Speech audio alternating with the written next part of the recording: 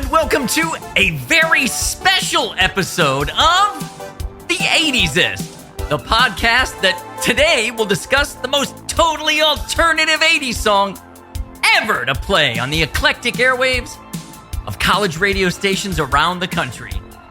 In Cleveland, Ohio, I'm Keith Barsteller. Joining me from Seattle, it is the creator of The 80sist, my longtime friend, my co-host, and he worked on a college radio station himself. Ladies and gentlemen, it's Joe Wack. Hey, Joe. Hey, Keith. Okay, so I thought maybe because we are doing a college radio special, it might be a good opportunity for us to talk about our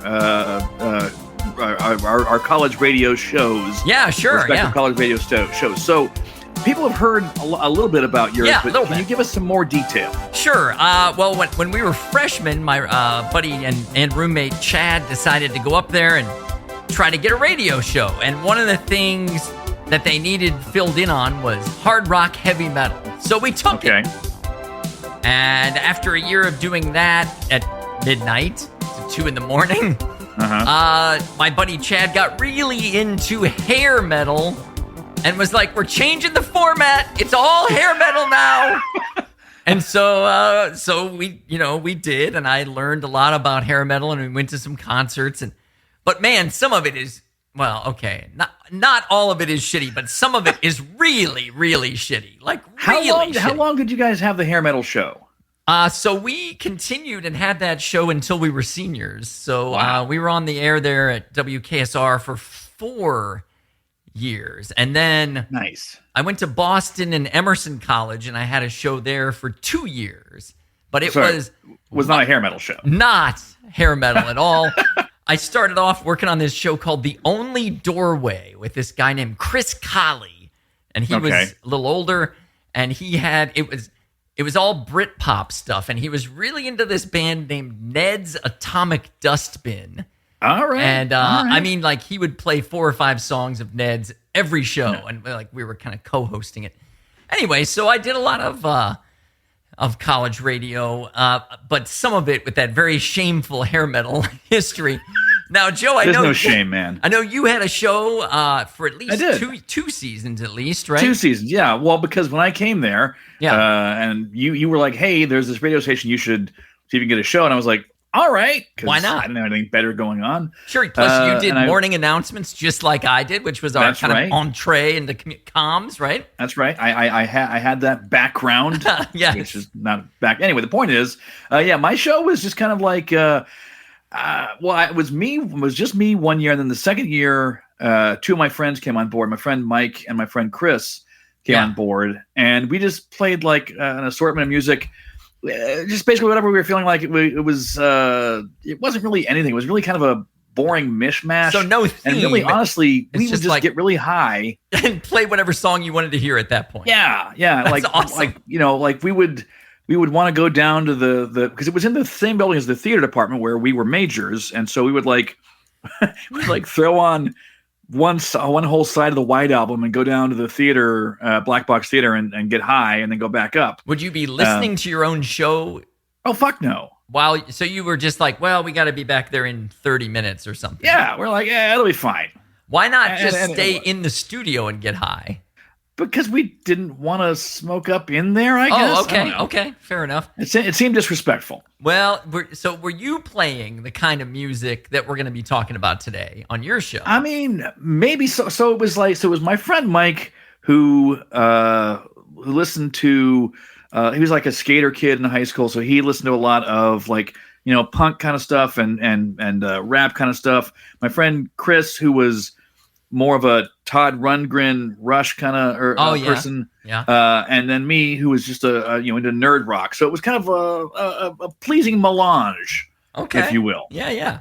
Well, I mean, I know I listened to it several times because it was on right after my show. That's right. For many years, we would do the handoff from me right to you. Right. And then Chad and I would walk back and flip on your show. And occasionally Chad would prank call your show, but, He did. That's true. But anyway... Those were good times, man. Good times. Good times. College radio. I think we had like a handful, like maybe 15 to 20 listeners on every show. I had not that many. Nowhere near 20. Because 20 the was show a was dream only for us. available on if you were plugged into campus electricity. That's right. Or on the televisions in the lounges of the dorms. That's right. And Yeah, so not a lot of reach. So yeah, not a ton. Like if you're in your car, you're shit out of luck. But yeah. Anyway, yeah. So we just like we had different '80s experiences, we had different college radio experiences, and That's true. Well, there you go, folks. We're going to talk a lot more about college radio in a moment, but first, welcome back to the '80s-ist, everybody. Welcome back. Today, Joe, if you can believe it, it's our 67th show of Side B. I can believe it. I've been here for every one of them. That's right. You have. Not taking a single show off, workmanlike in your approach to the game here. That's right. I'm a journeyman. Well, we're fucking around today, Joe, because we're leaving time for everyone to vote. We got the hair metal finals. We do. Waiting for votes, guys. Go back and you got your Def Leppard and you got your White Lion to choose from there. Oof. And then we got your Side B finals. We're waiting for votes on that. That just came out a couple days ago. It's going back and forth. It's seesawing, It's Keith. back and forth. Okay, I didn't really take a look, but who's leading right now on that one, Joe? It's right now. The Promise is ahead.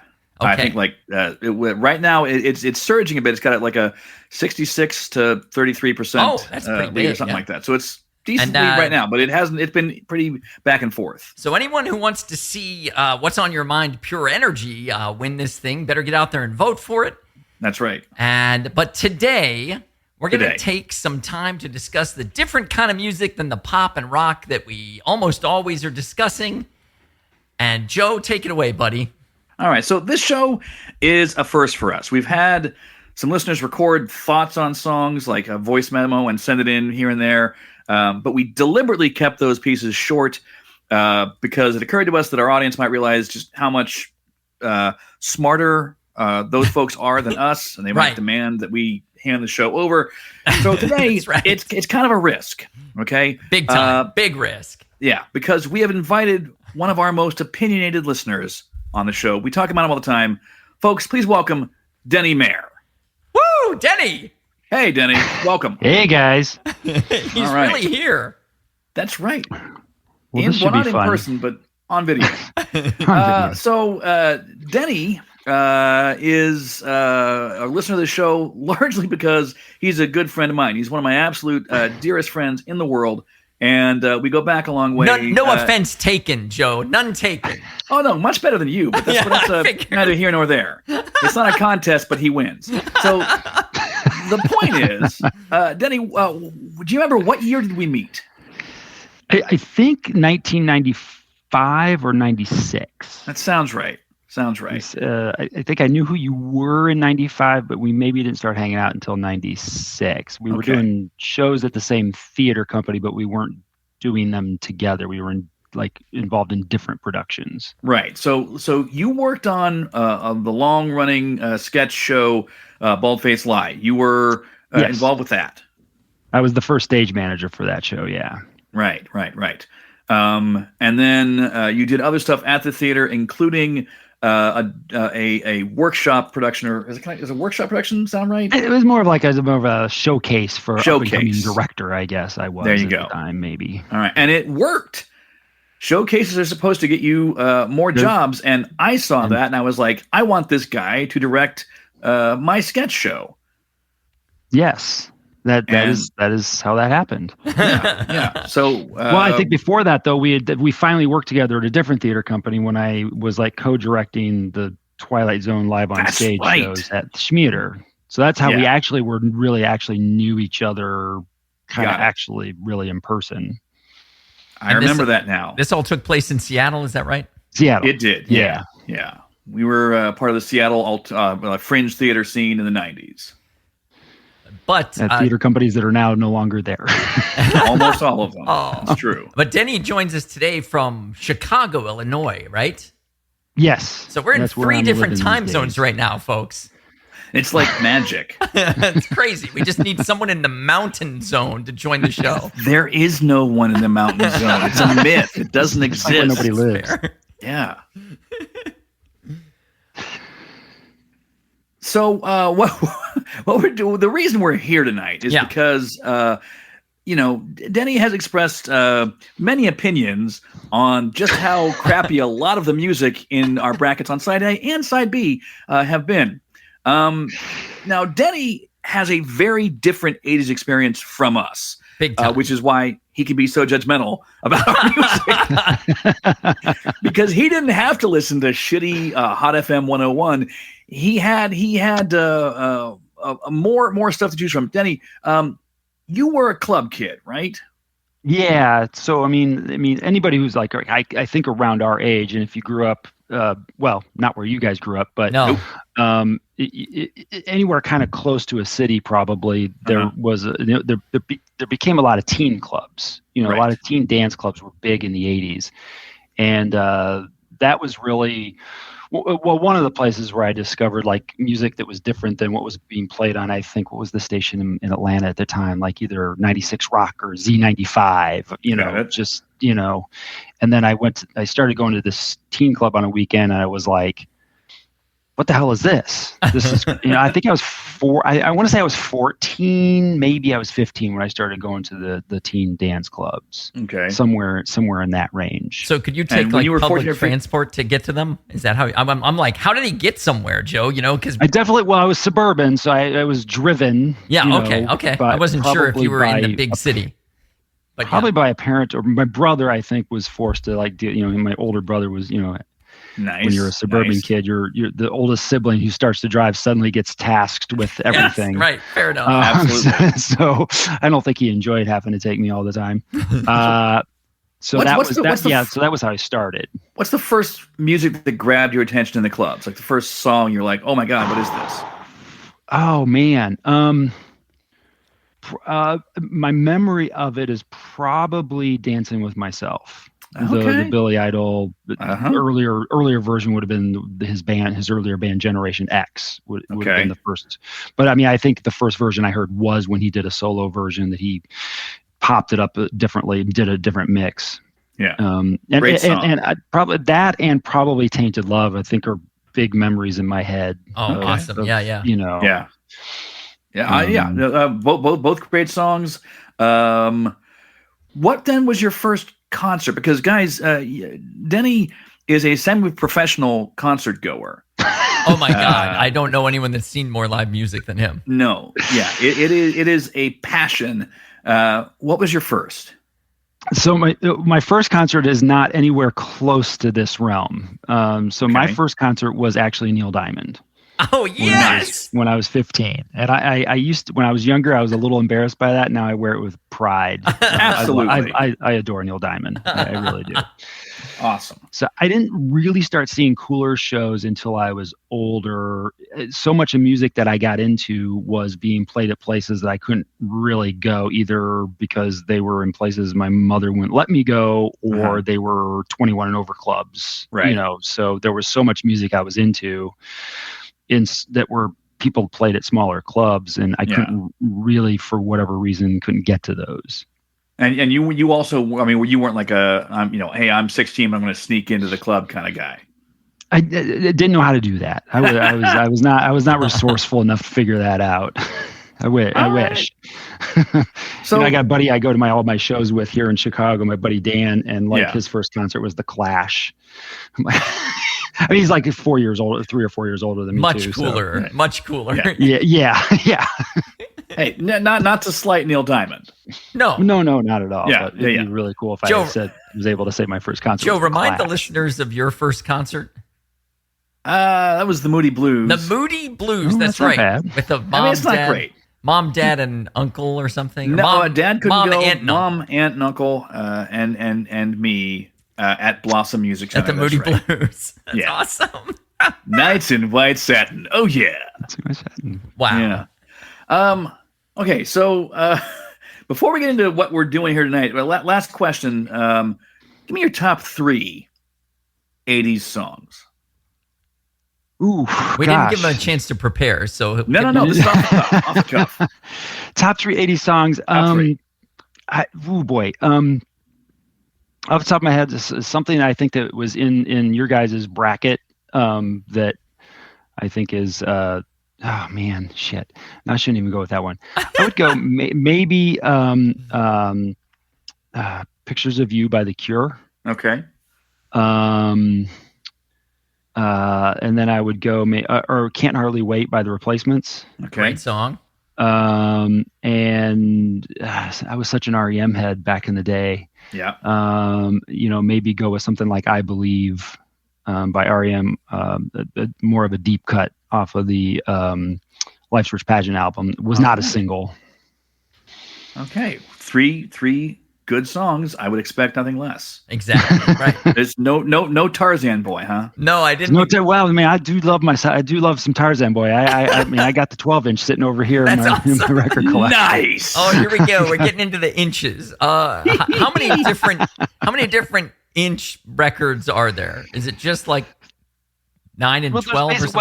Well, there's so you got a 7, which is your 45, right? It's a 7-inch single. 12-inch is the same size as an LP, but there are also single versions. The 12-inch, which usually be most 12-inch versions would be like long remixes, dance remixes of songs, like Blue Monday by New Order was only released as a 12-inch initially. Wasn't on anything else besides that 12-inch record for, I think, decades. Oh, yeah, that's what I thought. Which is why one of the reasons it was the biggest selling 12-inch single of all time. Because it's the only way you could get it. Yeah. But then people do also put out 10-inch records, which are more of like a kind of a way to make like a collector's edition. Oh, interesting. Thing, might have 4 tracks to 6 tracks on it or something. Awesome. I did not know that, Joe. Nor did I. Yeah, 10-inch records don't work with any of those automatic play records. Right. It's not going to land. You have to manually stick it on there. Yeah, right? yeah. I can say there was an Aerosmith song called Big 10-Inch, record of my favorite blues. Oh. So I knew of the existence of 10-inch records. I have no idea what they were at all. Wow. I've never heard of that one either, man. It's not great. I mean, it is what you think. Stuck on my big 10-inch record of my favorite blues. Yeah. The double entendre. I mean, not great. Being the show that this is, I of course can just make.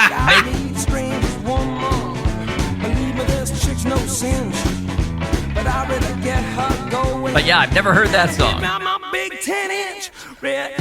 It's something of a deep cut, but I was an Aerosmith completist in high school. I guess you were. Jesus, I have never heard that. That's incredible. Well, all right. So, Deni, we want to discuss now, for those that didn't see in our discussion forums, Deni set out to do a project. Why don't you tell us about it? I won't talk. Yeah, I mean, I was just doing it for fun. You guys were taking a break for sad reasons. Yeah. And I was, missing the show and kind of like, what am I doing with my time where I should be listening to Joe and Keith?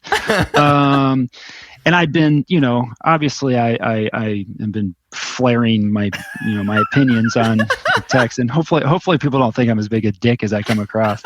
Calling everybody a poo-poo head for not voting the right way. So I was like, I wonder how hard this would be to put together like a list like what these guys did. And it was extremely hard. I was like, Jesus, this is a lot. How did you do it? Did you look on websites or did you look through your record collection? What was your methodology? Into your heart? Started from memory initially. Yeah. Just kind of going through what I thought. Looked at my records and my CDs. Started doing a little bit online, just as my list got bigger, and I was like, well, I don't want to forget stuff, because like the way we went through this, yeah, right. And you guys have gone through that where you're like, after you did it. I mean, I'm sure there's still stuff I did forget too. Yeah. And so I started to do a little bit of looking up online to see if I could find like college charts from that era, and I did find. So College Music Journal, which I don't think exists anymore. CMJ was a publication, college radio publication that listed that they did have charts for college radio play. They don't really have an online presence, but some people out there have posted some of them. Oh, okay. So you kind of I found some. That reminded me of some songs for sure, and some things I was like, was that a college radio song? I was like, Elvis Costello, really? Was it with the Cars? Oh, okay, maybe. And so there were some things I put on there I wouldn't have thought of because I was like, oh, I guess the Cars really weren't as big a hit makers as I kind of thought they were. They like not a lot of their songs were really big, high up the charts, but were really big on college radio. Yeah, not till Heartbeat City, I want to say. Before that, they weren't household names, till 84, 85. Right. So I found some, and I found one guy had posted the list that I guess CMJ had posted one of their publications. When they were celebrating, I think their decade anniversary in '89, because I think they started in '79. So they did like a list of like the top, the top songs, 100. I forgot how many it was. Of the whole decade from 79 to 89. So it included a few songs that wouldn't go in the 80s category anyway. Right. So I found that chart as well. Somebody posted that thing. So then you split them up into side A and side B, just like we did, right? Yeah. And then because I knew I was going to come up with too many songs for that. Then you cut it down to 64 each and ranked them even, like seeded them to some extent. The ranking was really hard. That was probably my hardest part. Yeah. I think I had my number ones pretty quickly of who I thought would be the number one seed. I think just because of both the legendary. I think the epitome of a college band. Were represented pretty much by REM and the Replacements. Now, were you saying like these are just the most college radio songs, or were you trying to get the most 80s sounding college radio songs, That I was never really sure. I think I was thinking more of like the most college that's fine. Radio But as filtered through an 80s aesthetic, because that's when you were listening to it. When I was listening, I think college radio peaked in the 80s. Yeah. I think that's when it was at its height, And it was still, I think early half of the 90s was still a pretty big thing. So next question. So you had 64 songs listed out in the proper order. Did you go through and put them against each other and figure out a champ, or were you just like, I generally think these are my favorites, they would probably win? I did not. I did not do a matchup, or I didn't go through them in my head. Yeah. I kind of figured that probably more than likely what order I put them in would have been my order, what I thought would have been how it would turn out. Right. Kind of did more of a conversation piece on the message board for you guys for the Substack, and then nobody really, except for Keith saying, "Oh, I like this." I was like, "Oh shit, I guess nobody cares." And so I made it into 2 playlists, which I'm going to post with this episode, and see if we can get a little discussion started around it. And I also made brackets out of them, and I went through and voted my way through them, which took me having to listen to probably about 40 songs that I didn't know out of the 128 songs that you put. Okay, wow. Maybe 50. There were a lot more. I knew most of side A and a lot less of side B, and that's probably because for side B, I was, mostly off in college playing fucking hair metal. So that's probably something to do with it. No docking on these brackets. No docking. Damn it. No. So Joe, we're we don't have time to talk about all 128 of Deni's songs. We don't. But what are we going to do to pass a little time here and have some fun? Well, what we did was Keith and I both went through and picked 4 songs from side A and 4 songs from side B. Now, our methodology was different because Keith, like he said, went through and he did his own like hyper fast, bracket selection. Vote. Yeah. Right.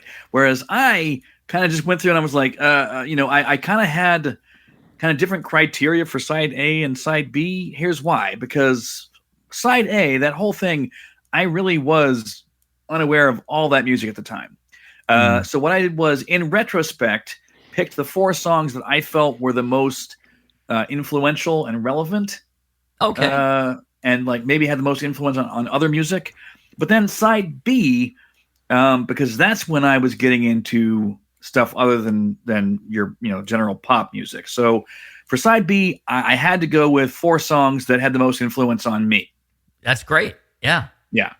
But so we're gonna put my top 4 against Keith's top 4. Right, and then these are in order from 4 down to 1. Right. And mine are the final 4, and my eventual winner for each one, which had some complications because in one case, 2 of my favorites had to play each other in the first round. Fuck you, Deni. That's for sure. But sweet revenge, karmic justice for us doing. Sweet revenge for at least 2 that you did to me. If You Leave versus Pretty in Pink was a tough and one. Pet Shop Boys against The Cure, I think. Right? Yeah. Oh yeah. Yeah. Both tough. Yeah. Both really tough ones. So we've got these 4 songs or 8 songs for each side. 4 from me, 4 from Joe. We're gonna say here's Joe's number 4, here's my number 4, and Deni is going to choose what, Joe? I think which is the more essential college radio song. Okay. Maybe. So you're going to tell us. You're going one to one of your 2 each song. That's right. So your number 4 against his number 4. That's right. And I guess what we're going to do is we'll get a point for everyone.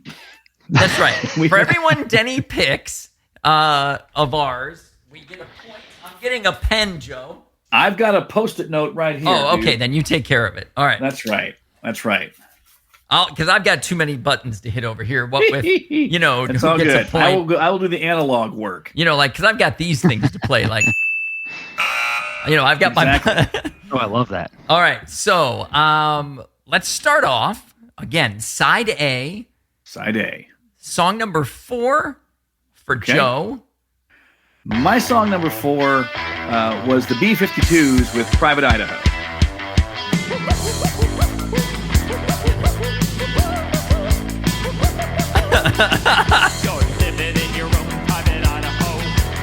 All right, so that's... I'm playing a few seconds for those who don't know it. But if you don't know this song, you should know this song. You should know it. So that's Joe's 4th song.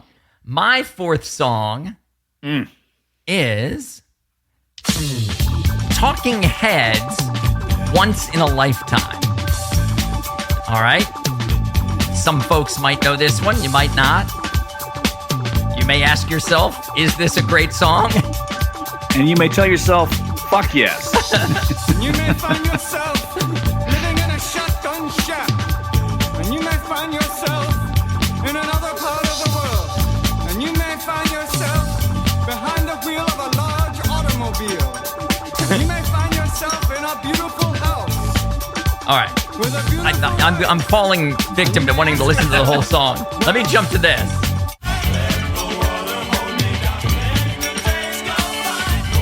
All right, so your people will be like, oh, it's that song. Yeah. All right, so now is the time, Deni, when you decide which is a more essential college radio song, Private Idaho or Once in a Lifetime?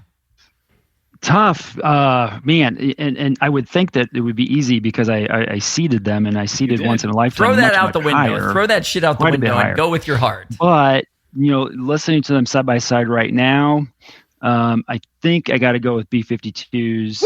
I think the Athens thing kind of puts that over the top. Oh, good point. Good point. And so for me, Talking Heads. All right, so that's a point for Joe. Good job. I'm gonna point out here. You see how listening to these things in conjunction, right next against something else, changes how you feel sometimes. Yeah. All right. So song number 3, my number 3. And this is one that I absolutely did not listen to in high school or college. Joy Division, Love Will Tear Us Apart. Great fucking song. Yes. I might cost myself a point for this, but this is a great song.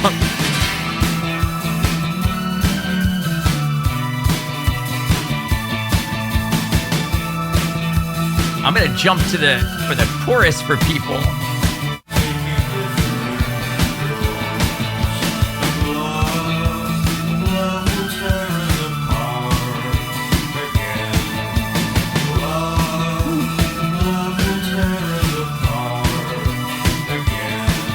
All right, so there is Joe's number 3 song. My number 3 song is going to sound familiar to listeners to this podcast. It's a favorite of mine, a favorite of Joe's. I think Deni likes it too. It's Modern English, I Melt With You. Moving forward, using all my breath. Making love to you was never second best. I saw the world crashing all around your face. Never really knowing it was always mesh and lace. I'll stop the world and melt with you. And et cetera, et cetera. You know that song. It's awesome. It's great. Love that song. But is it essential college radio? Let's find out. Go into Deni.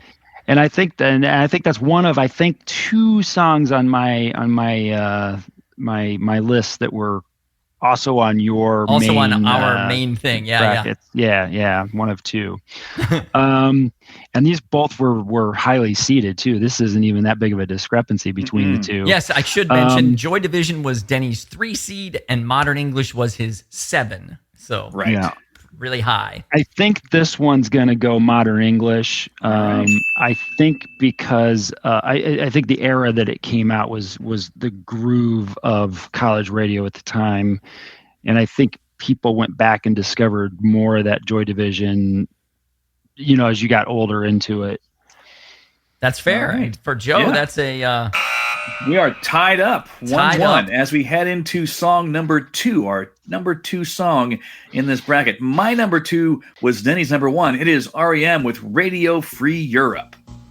This one's got a little bit of an intro to it here, so it's a little soft. Bear with it. Beside yourself is radius gonna stay. Reason it could polish up the gray. That still just hits me like I'm hearing it the first time. Yeah, it's hard to argue against this song being awesome. This is true.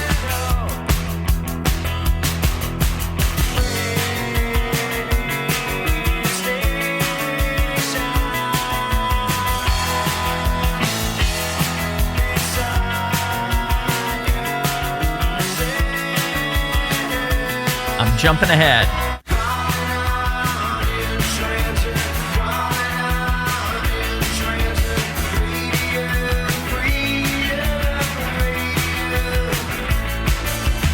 So that was a massive college radio song. My song number 2 is The Smiths' How Soon Is Now, which was the 22 seed in Deni's side A. Oh, this is awesome in stereo. It's ping-ponging back and forth in my ears.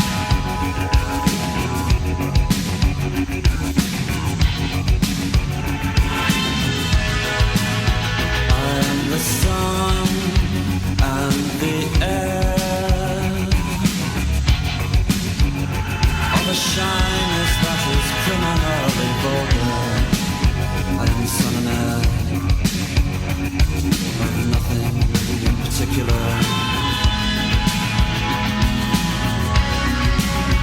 You should your mouth. How can you say I go about things the wrong way? I am human and I need to belong, just like everybody else does. All right, so there are your 2 choices, Deni. It's Radio Free Europe against The Smiths. Man, How Soon Morrissey Is Now. was such a good lyricist before he became a huge twat. Yes. He's this. How Soon Is Now. There is a division between my musical youth of this era between like the club and the college radio. Album 88 in out of Georgia State in Atlanta was the first college radio station I would listen to when I was a teenager. This has got to be REM. I mean, How Soon Is Now is a quintessential club song for sure. Yeah. But I think REM, REM wouldn't have become REM without college radio. Right. Just Yeah. wouldn't have happened. REM is, when you say the phrase college radio, I think of REM. So I can't begrudge Joe that point, and I'll take a big one on that one. So, all right. Well, this gets us up to our top songs of side A. And my number one song is going to sound really familiar because it's The Smiths with How Soon Is Now. Yeah, so you might know that one, just to review in case you forgot what it sounded like.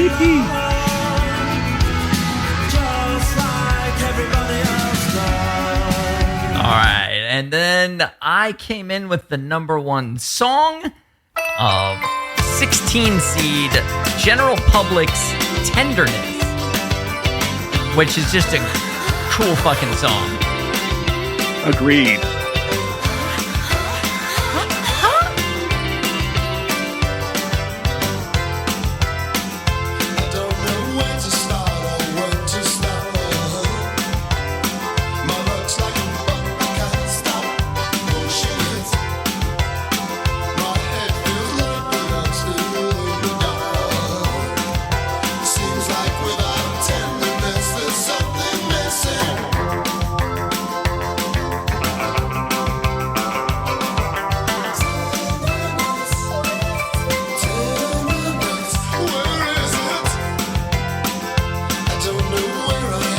All right. Anyway, so you know that one. That's a great. We're all kind of grooving to that one.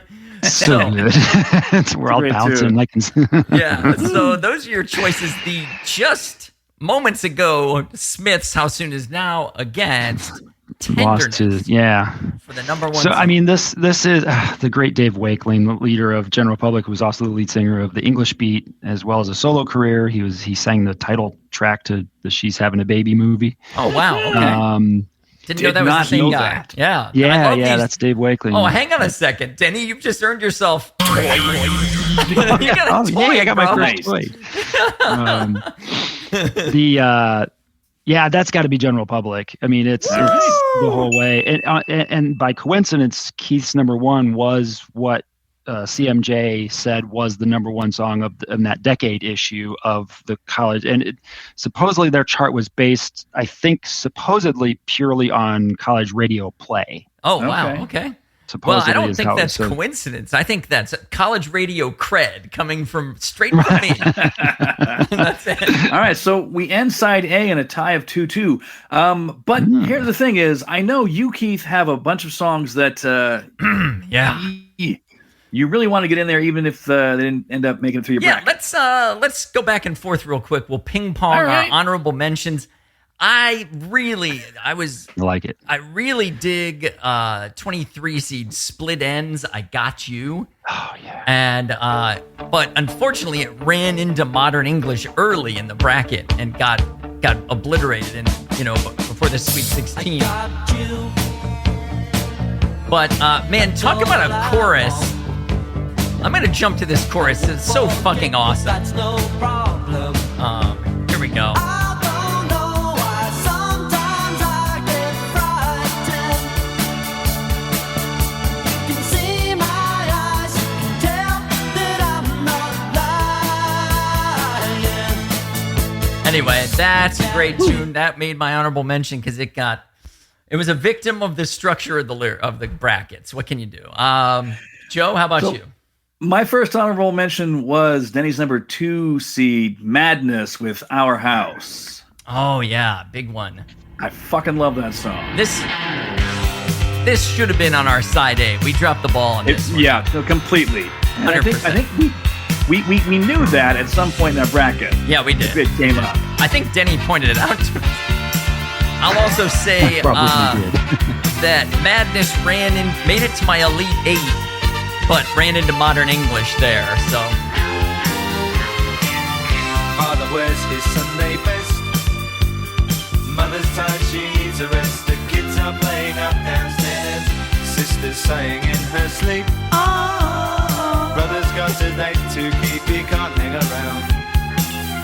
Our house in the middle of our street. Our house in the middle of our. Anyway, great tune. Great tune. I also really, really like 6 Seed, New Order's Blue Monday, and it ran into the Smiths for me like a stop sign immediately. But but not only is this awesome, but it's one of the more 80s sounding songs in here, like with all this Truly. Yeah, all this great digital instrumentation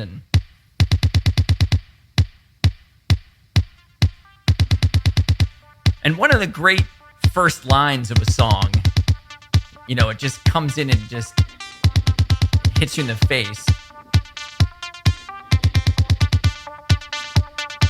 Of course, after a little bit of an intro.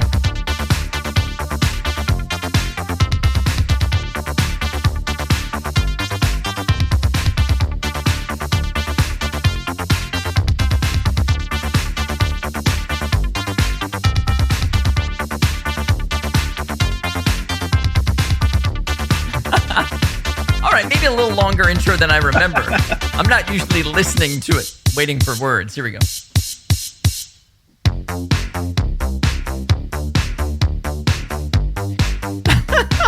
I'm going to go ahead and jump to the words. There we go.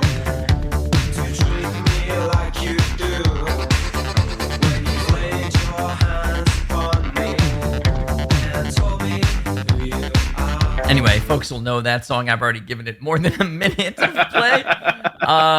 Yeah, worth that one, it. I wish that one could have gone further than it did. That's how it goes, right? With brackets. So, Joe, my what else next do you have? honorable mention is I disqualified because it was in our bracket and made it so high, but it's absolutely my favorite 80s song, or at least in my top 2. It's Modern English When I Melt With You. Yes, which... Yeah. I could play again, but we know that one. We know it. We know All it. right, we know that one. Yeah. This, my final honorable mention, ran head on into tenderness in the Sweet 16. It's Don't Change by INXS. Joe and I have, made our love of a couple of other INXS songs. Never Tear Us Apart, for instance, known in side B. But this was some of their earlier stuff from that, what's the name of that album, Deni? Shibuya. Oh, I don't remember the name of the record. Shabu Wait, Shaba what? or something. God damn it, Denny. I think it's Shabu Shaba. I don't know what it means. Shapoopy? There you go. Something like that. Let me jump ahead.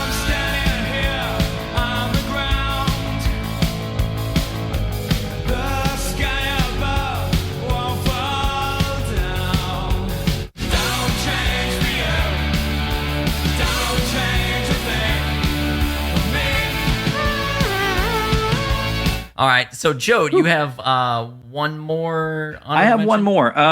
Before I get to that one, let me say, basically every song, Keith, that you had, was in my honorable mentions. I don't want to take time to play with them all, but like all the songs you have on there, I was like, I really wanted to list as well. But I'll go ahead and say my final honorable mention that I'll mention here is The Clash with Should I Stay or Should I Go? Hell yeah. Now, here's one we don't have to worry about. This entire song is shorter than New Order's intro. They get right down to their shit. They don't fuck around. Darling, you got to let me know. Should I stay or should I go? If you say that you are mine, I'll be here till the end of time. So you got to let me know. Should I stay or should I go? Oh, here's a jump. Should I stay or should I go? Wait, here's where I want. Should I stay or should I go now? Should I stay or should I go now? Anyway, that's a great tune. Folks should know that one. Good song. Great song. Great band. Danny, the ones that we just played, how many of those bands do you think you've seen live? I'll tick them off real quick, and you tell me live or not live. Are you ready? B-52s. Seen. Talking Heads. No, but David Byrne solo. David Byrne solo. I've seen. All right, I'll give you Joy count Division. Well, no, I was way too young for Joy Yeah, Division. because they broke up before. Yeah. He'd killed himself in 80. Modern English. No, but I've got a chance this summer. They are coming around. You're right. I think they're REM has got to be a nice. yes, right? REM. REM's a yes many times over. Yeah. The Smiths. Or Morrissey many times, but not the Smiths. Smiths broke up kind of right before I got the chance to see them. Before I really got a chance. Yeah. How about General Public? English beat, but not General Public. I'm gonna give you credit. Same singer. Yeah. Right? Yeah. Split Ends. That's got to be. I've seen Neil Finn solo. So okay. Neil Finn, lead singer of Split Ends and Crowded House. But Split Ends were pretty well gone by the time I was of age to see shows, I think. What about Madness? Were they around? No, I didn't see Madness. I would love to have seen Madness. They're still around, too. Some version of New Order, did you see? I've seen New Order a few times, yeah. I'm guessing no on In Excess? No, not In Excess. And The Clash? Are they... No, Big Audio Dynamite, but not The Clash. Okay. Later. All right. Well, there you go. Just checking in because you have seen so many goddamn shows. I saw 4 nights in a row last week of REM cover bands starring Michael Shannon. So that was in 4 different cities, right? In 4 different cities, yes. Great googly moogly. All right. So that's side A, and there's 64 songs for you to go listen to on Spotify. I've got the list up.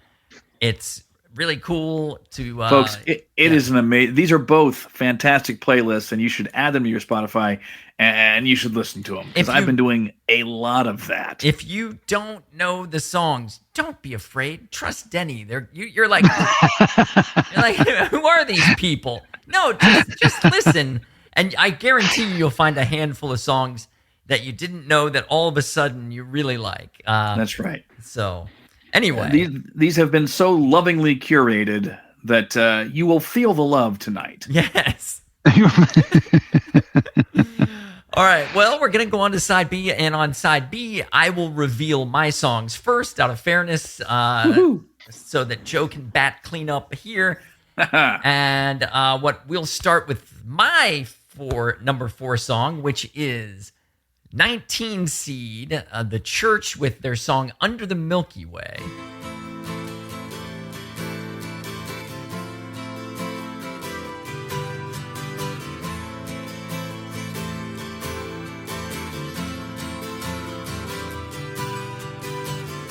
Sometimes when this place gets kind of empty, sound of their breath fades with the light. Such a cool song, man. I think about the loveless fascination under the Milky Way tonight. All right, so that's that one. That's my number 4. And then, Joe, your number 4? My number 4. Now, this is my first. Here's the thing: is this is my intro to this artist who had much bigger stuff earlier, or had very influential stuff earlier. I didn't come to that until after. My number 4 is Elvis Costello with Veronica, off of the amazing album Spike. Love this album so much. Yeah.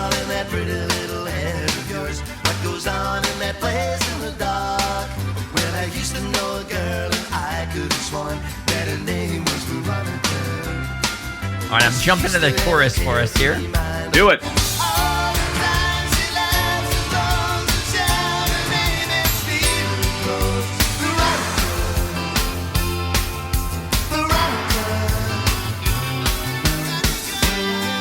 That background Veronica is really hot. That's good stuff.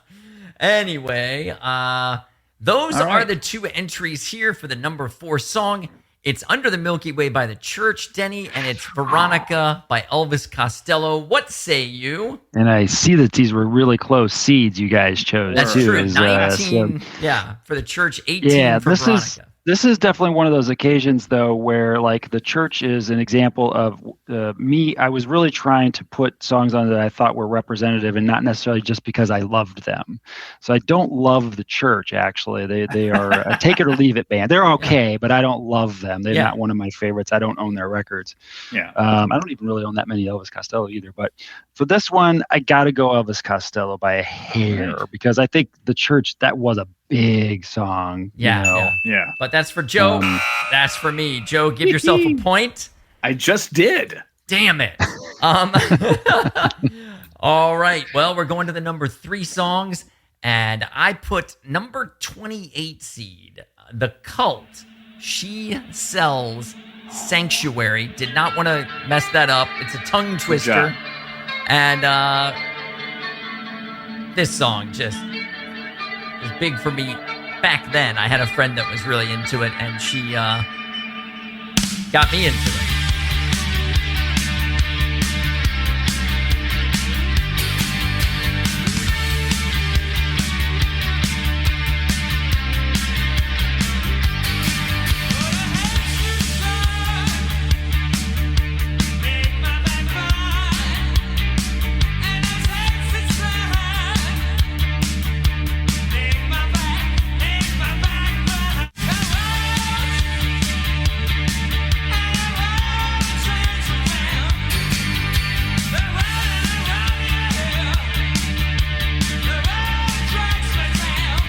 All right, so that was my number 3. Joe, tell me about yours.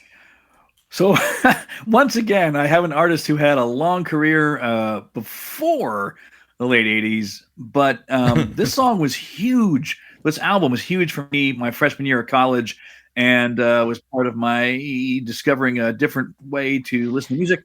My number 3 song is Denny's number 55 seed. It's Lou Reed with Dirty Boulevard.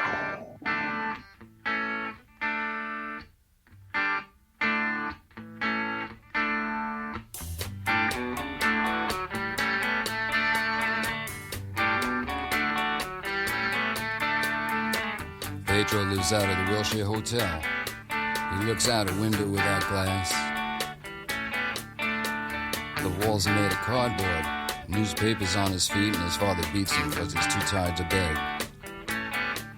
He's got 9 brothers and sisters. They're brought up on their knees. It's hard to run when a coat hanger beats you on the thighs. Pedro dreams of being older and killing the old man, but that's a slim chance. He's going to the boulevard. He's gonna end up on the dirty boulevard. He's going out to the dirty boulevard. He's going down to the dirty boulevard. All right, so there you go. Whew. We've got Dirty Boulevard. Such a happy song. I know, you're planning on killing the old man. Nothing like that. So the Cult, 28 seed. Oh, She sunshine sells, and rainbows. She Sells Sanctuary against Dirty Boulevard. Denny, what say you? Talk about the artist if you want, whatever you want, man. If this was album against album, it would definitely be Lou Reed. The New York album is, I think, one of my absolute favorites of the 80s, honestly. It's such a great record. Great album. But as far as like quintessential college radio song, I think She Sells Sanctuary is I just don't think that one could be beat by Dirty Boulevard here. I agree. Yes! Chalk All right, it up, we are Joe. tied up 3-3. Oh no, we've kept it tied. As we going through, I'm gonna keep it current here, Joe. Denny, have you seen? It doesn't sound like you saw the Church live. No, I don't think I saw them. If I would have, it would have been a festival or something, but I don't think I saw them. Elvis Costello, though. I've seen him once, and it wasn't his show. It was actually a Nick Lowe show, and he came out for the encore with Robin Hitchcock, actually. Okay. Nice. Yeah. Oh, my God. Did you explode? I almost did. Well, Robin Hitchcock was the opener. Nick Lowe was the main act, and then Robin came out for the encore, and then the place went nuts when Elvis Costello came out. Now, what about the Cult? Never. I don't love the Cult. I love that song in particular, but not enough to go to a never concert. saw him. No. Lou Reed. One of my big regrets is not having seen Lou Reed. Oh, you're just striking out on this one, buddy. yeah, that one kills me the way not seeing Prince kills me. Oh yeah, that hurts. Well, now we're up to our number 2 songs. And here we go. For me, and this was a tough one because, and we'll talk later about who it was matched up with in the first round. But my number 2 song is also your 32 seed, right there in the center, right at the center cut where the 32 would play the 33. And this is Pure by the Lightning Seeds.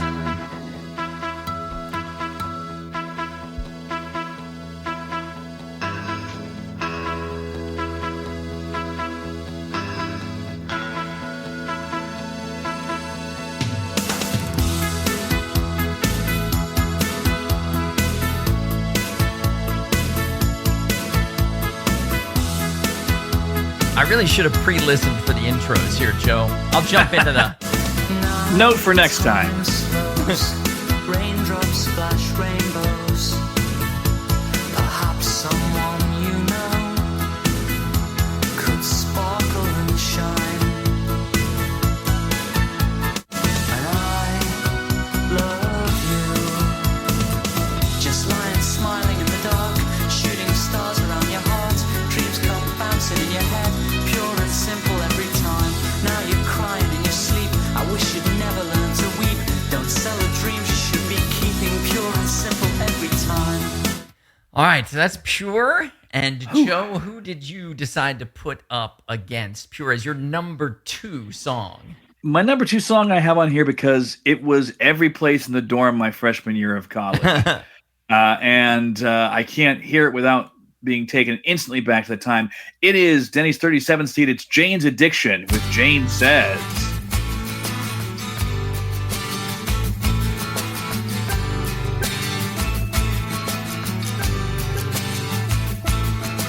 Jane says, I'm done with Sergio. You treat me like a rag doll. She hides the television. Said I don't know him nothing about it. Oh, he come back again. Tell him wait right here for me. Oh, try again tomorrow. I'm gonna kick tomorrow.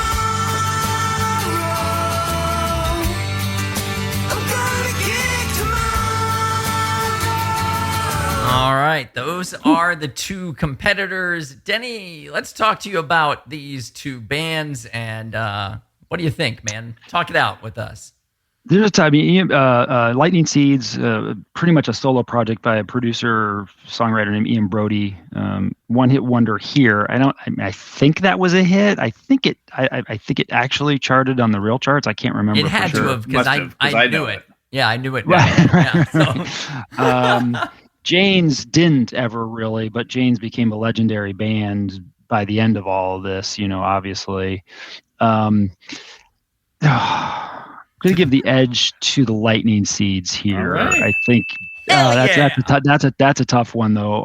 I think that one was just on constant play on 120 minutes on MTV. Yeah. Yeah. Joe, this is for you. Thank you. Thank you.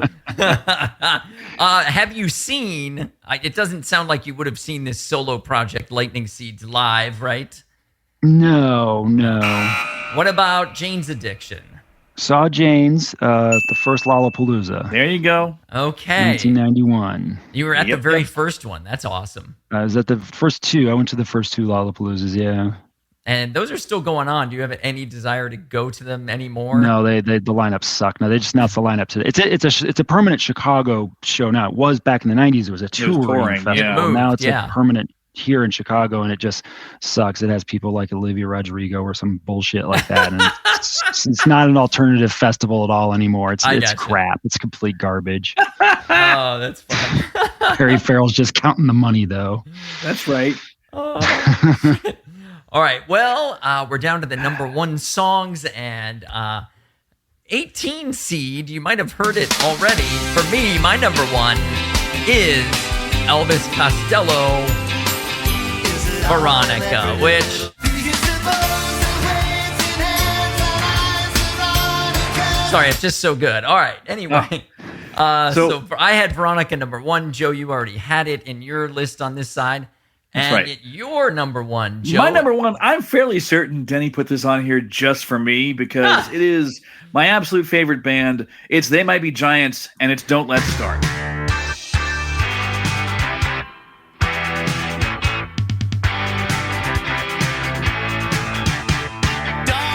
Don't let's start. This is the worst part. Could believe for all the world that you are my precious little girl. But don't let's start. I've got a weak heart and I don't get around how you get around.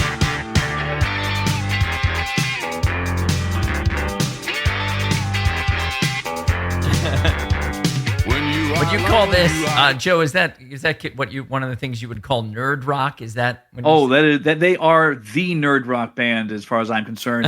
And like that song, right? Seeing that song on 120 Minutes when I was visiting a girl that I was interested in Pennsylvania in high school. That girl, yes. That got this. This is the song that really kind of started me thinking, oh, there's more than Hot FM 101. There's this more song, than Aerosmith. More than Aerosmith. I was like, Yeah. maybe I should give something like this a try, and I did, and I've been a fan most of the time ever since. All right, well, Denny, weigh in again. We know you like Elvis Costello, but you've got Veronica. Elvis. You got Veronica again. Don't let's start. And what do you think? Talk it out. Even though Veronica won once before, I think I think at this point in the 80s, Elvis Costello was not dependent on college radio for his career. I think without college radio, They Might Be Giants wouldn't have had a career. Absolutely. I think that college radio and 120 Minutes MTV. So I think for this one, it's They Might Be Giants. What? And I just love that song. That was their first single, right? I think. Yeah. It was off their first album. Yeah. That album had this and Put Your Hand Inside the Puppet Head. Hotel Detective were kind of the big songs off of that album. But definitely this was the one that got the most airplay. Awesome. And I'll eat that. Right. And folks, we know he's seen Elvis Costello. Have you seen They Might Be Giants live, Denny? he has. We have. Joe and I even saw them together one time. That's right. Awesome. I saw them in their early days, the first tour, I think, when they didn't even have a band. They just played a tape, and the two of them just because they made those early records just the two of them. So to play live, they had to actually have 4 albums. Was it just that many? two Oh wow, folks. Yeah. And so they're playing more instruments than they have humans. Right. And rather than hire studio musicians or whatever, they just played a tape of themselves playing it, and then they had backing tracks. They eventually started with eventually having a live band. Yeah, on their 5th album, John Henry, they got the Band of Dans. They brought in 3 guys to play behind them, and I was so pissed off. I didn't listen to them for almost a decade. what? I was like, that's not They Might Be Giants. Who are these other people? Oh my God. Oh wow. Well, you eventually came back. I did. So, well, we've got a tie on our hands, don't we? Denny It's has 4-4. Is it 4-4? Wow. Denny has real adjudicated fuzzy. it right down to it. So here's what we're gonna do, Joe. Yeah. We each have 3 mentions, honorable mentions. So we're gonna Honorable face mentions. them off, and Oh the my best God. and the best of 3 there will get 1 point. Okay. You know, like the honorable mentions will accumulate into 1 point. Oh, and You it's follow? 3. It's an odd number, so there's bound to be a Somebody's going winner. to win this. That's right. God damn it. That's right. I like it. All right. And, we didn't necessarily have this planned, but We'll do it live. Fuck it. we'll do it live. So It's better than penalty kicks. That's as a right. tiebreaker. So here we go. Here is one of my problems was in the very first round, I had to choose between 32 seed Pure and this song, 33 seed Dreaming by Orchestral Maneuvers in the Dark. And that pissed me off because if I were just pulling them, Dreaming would have been in my top 4 probably, but it lost to Pure. So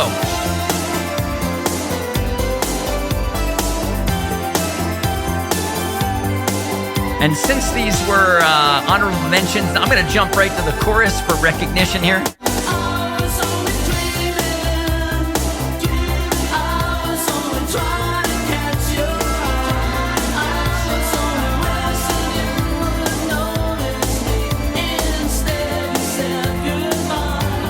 All right. So that's that one. And Joe, what are you putting up against it as an honorable mention?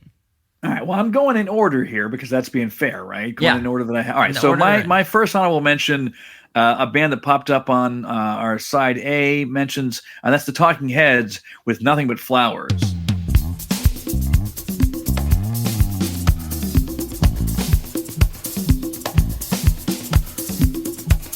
All right, and I'm going to kind of do the same thing here and run ahead. The eggs and the dinosaurs, 'cause we're running on gasoline. Where have they gone now? It's nothing but flowers. There was a factory, now there are mountains and rivers. You got it, we're called a rattlesnake. Now we got something for dinner. You got it. Anyway, so there's a big sample of that one. Denny, you've got 33 seed Dreaming against 24 seed Talking Heads Nothing But Flowers. Where do you come out? Talk us through it. Man, these are tough. Whoa. Both. I mean, I do think both are quintessential presence on college radio. 120 minutes on MTV, which is, I think the equivalent of the college radio on MTV. Right. Oh God. And God, Talking Heads, that song is so good. I love that song. I gotta go OMD though on this one. I think that was. That was almost a hit for them in the real charts too. Yeah. Like this is a song I actually heard when it was out. Like, cause it came after they had had the hit with "If You Leave." Yeah, right. So, all right, Joe, mark me down as. I've got you marked. All right, that's. So we go to the next two of our honorable mentions. Mine should have gone a lot higher, but unfortunately it ran directly into True Faith by New Order in the second round and lost. I had your 26 seed, A Rainy Night in Soho by the Pogues, on my honorable mention list, which is a real mood setter, and I'm going to jump ahead. And I stepped into your arms on a rainy night in Soho. Man, his voice. The wind was whistling all its charm. I sang it while my sorrows. You told me all your joys.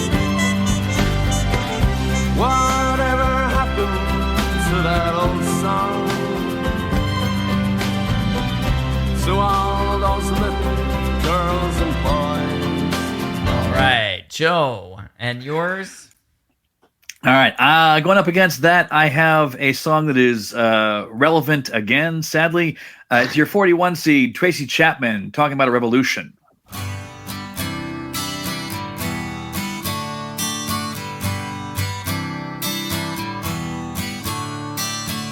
Don't you know, they're talking about a revolution. It sounds like a whisper. Don't you know, they're talking about a revolution. It sounds like a whisper. While they're standing in the welfare lines, crying at the doorsteps of those armies of salvation, wasting time in the unemployment lines, sitting around waiting for a promotion. Don't you know, talking about a revolution. It sounds whisper. Poor people gonna rise up and get their share. Poor people gonna rise up and take what's theirs. Don't you know you better run, run, run, run, run, run, run, run, run, run, run, run. Oh, I said you better run, run, run, run, run, run, run, run, run, run, run. All right, whoops! I kind of accidentally played half the song. Sorry about that. It's a great tune though, great fucking It's song. easy to get into. Denny, all right. So you are left with Rainy Night in Soho against Talking About a Revolution. Where do you come out on those? And have you seen them live? Both. I've seen both. I saw that tour, Tracy Chapman. I saw the very first tour. She was opening for Neil Young. Oh wow! Shit, what I went for her. I didn't know that much about Neil Young at the time, not knowing he was a legend when I was 17 or 18 or whatever I was. Right. Neil who? Yeah. And I saw the Pogues, but I saw Pogues both in the 80s and in the reunion tours. And if they were a powerhouse, God, they were a powerhouse band. These are tough. I think I'll go with Tracy Chapman on this one, as much as it kills me to go against the Pogues. I think because this song was one that was like, while everybody else was listening to Fast Car, I think kids who were into college radio were like, well, no, this is the fucking song. This is the song. Like, this is the shit, right? Fast Car's great, but this is the shit, right? You know. I have a friend who every time she hears Tracy Chapman, she just cries. Like it makes her cry. I can see that. Like she just loves it so much. Yeah. Yeah. All right, Joe, enjoy your, and I'll take that. It comes down to this. Are we coming down to the one? That's it. This is it. Whoever wins this point wins it all. Wow. Well, we're relatively close in the seedings too. I have 44 seed Birthday by the Sugar Cubes as my final honorable mention, and I'll jump to the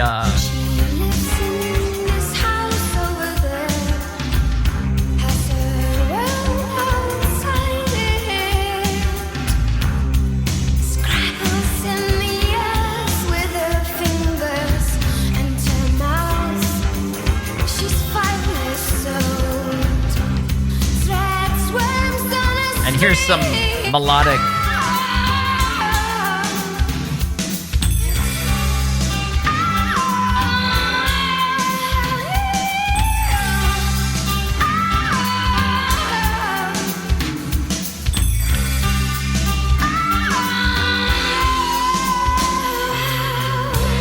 So there you go. That's my final honorable mention. And Joe, what do you got? All right. Well, up against that powerhouse Bjork performance there, I'm putting Edie Brickell and New Bohemians with What I Am.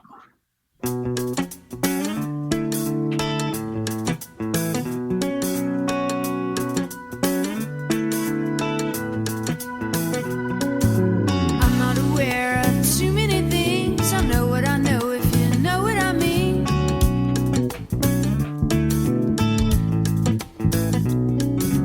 I'm not aware of too many things. I know what I know, if you know what I mean.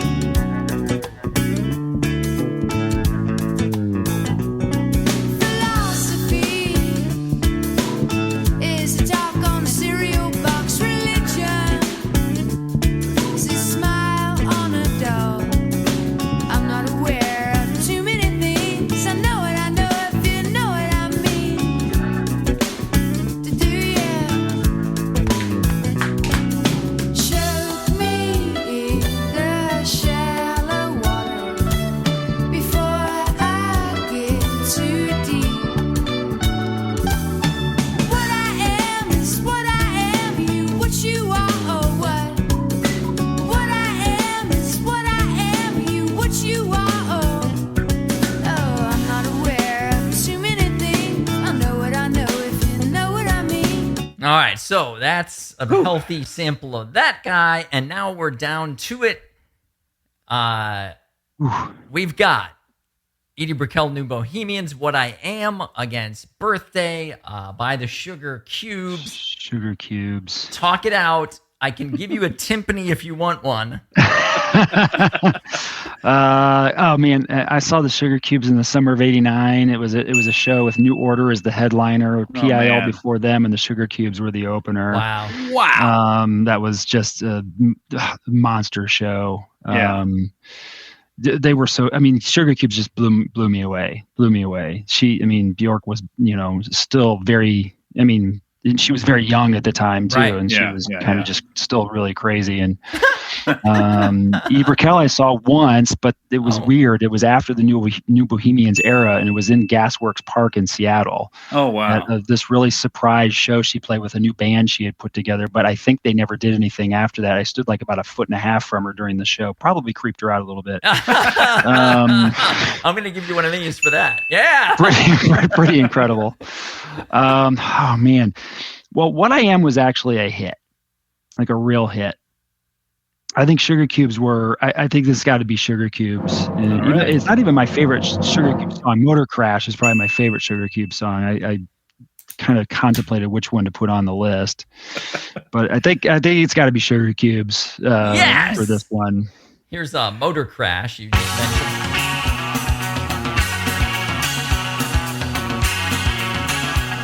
Oh yeah.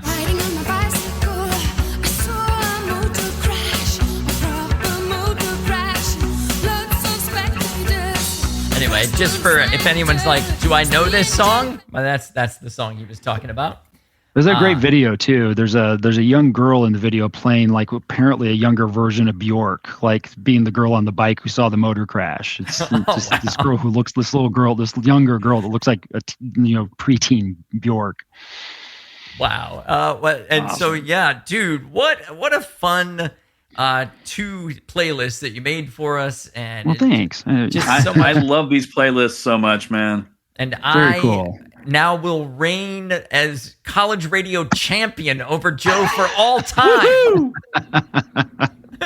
Congratulations. Thanks. I'll give myself 1 lamb as my I needed some kind of trophy. You will let us know when those lambs stop screaming. I'll make sure to let you know. Well, folks, if you are in the market for 128 college radio songs to listen to, both of these playlists are on Spotify. They're going to be in this post, and we will have some discussion on this post that Deni will be happy to jump in and defend his song choices or tell you that you're an idiot if you don't like them. What, me comment my opinion on the Substack? No. I don't see it. It's so unlikely. But hey, if you want to comment and maybe bait Deni, you can go to our Substack, which is the 80zest.substack.com. You can also find us floating around social medias. We're on Blue Sky by searching for the 80zest podcast. That's right. Download us from all the podcast providers, specifically Apple and Google, and the aforementioned many times so far, Spotify. Just search for the 80s-est, and these songs, these playlists are titled Deni College Side A and Deni College Side B. So they're pretty self-explanatory. They don't have like cryptic, cool college radio names or anything. They're very much what they're called, what they are. So, but that's going to be all the time we have for today's show. We very much would like to say thank you, Deni, for spending your time with us tonight. It's late at night and you're awake. Any last words that you'd like to say to the 80s-ist audience? No, I don't think so. Thanks. This was a lot of fun. I just want to mention, because my number 1 seed on side B was not mentioned at all because you guys didn't pick it. The Replacements, Can't Hardly Wait, who I think were one of the quintessential college rock bands of the era. Yeah, the way it worked out, it ended up losing quickly to something else I can't remember at this moment, but I love this song too. Yeah. I love how the show is ending and I'm still playing music. It's true. At some point, we gotta just let it go and trust that people will find the playlists on their own, Keith. Yeah, that's right. All right, I'll let it stop right there. All right.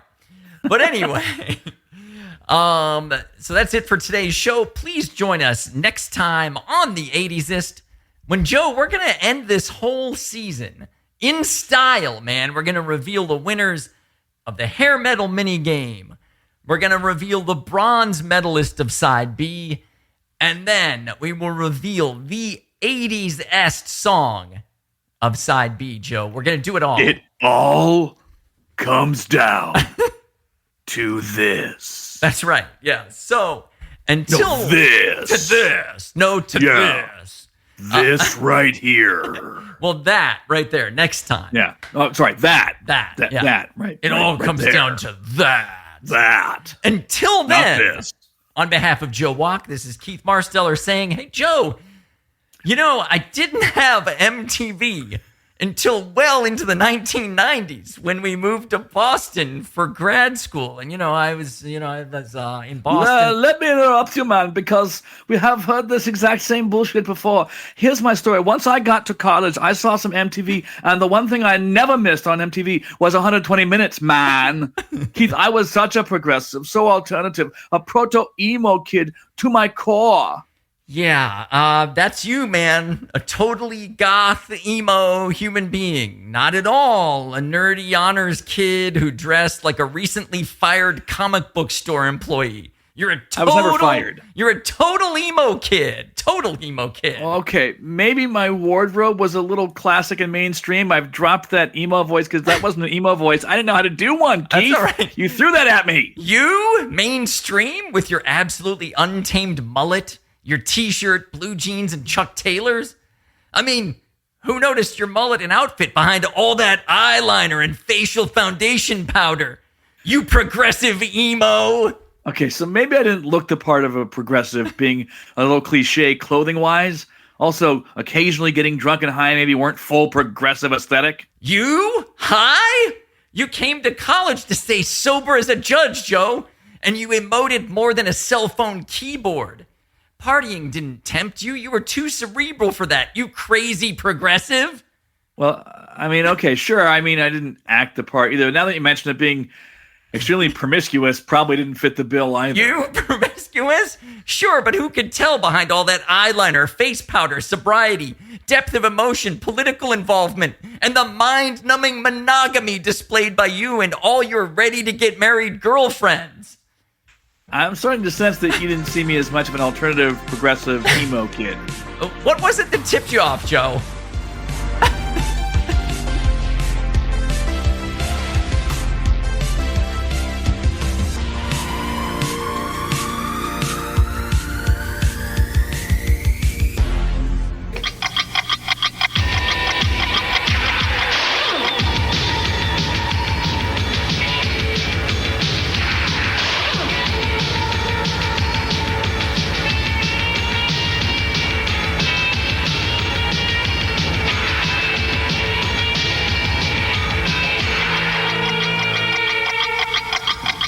Hello, I'm Kevin Seal with you for the second 60 of 120 Minutes, the show that takes you 2 solid hours in the future of new music video every Sunday night, midnight in Eastern Time, 9 Pacific, right here on MTV. Still to come tonight, record reviews and the new music news, plus the latest video action from Iggy Pop, Beatnik Beach, House of Love, Depeche Mode, and Sparks, as well as a clip from The Cure.